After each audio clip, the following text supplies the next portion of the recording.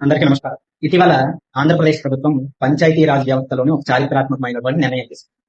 Deputy CM Pawan Kalyan గారి ఆలోచనలకు అనుగుణంగా కృష్ణతేజ ఐఏఎస్ గారి రూపకల్పనలో ప్రభుత్వం పంచాయతీ క్లస్టర్ వ్యవస్థను రద్దు చేసి ప్రతి పంచాయతీకి కూడా స్వతంత్ర హోదాని ప్రకటించింది.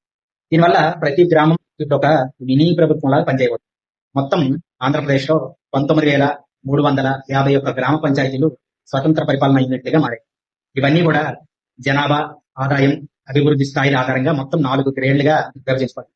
ఇంకో ముఖ్యమైన మార్పు ఏంటంటే పంచాయతీ కార్యదర్శి పోస్టును పంచాయతీ అభివృద్ధి అధికారిగా అంటే పీడీఓగా, పంచాయతీ డెవలప్మెంట్ ఆఫీసర్ గా ఇప్పుడు మార్చబోతుంది.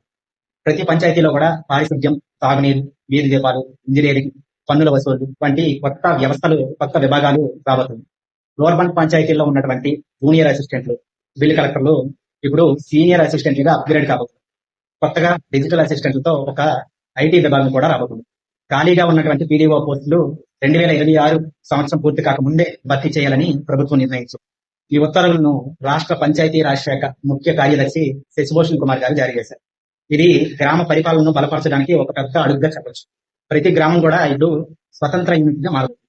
దీని మీద మీ అభిప్రాయం ఏంటో కామెంట్ రూపంలో తెలియజేయండి. అలాగే ఇలాంటి అప్డేట్స్ కోసం మా ఛానల్ మాత్రం సబ్స్క్రైబ్ చేయడం మర్చిపోకండి. Thank you.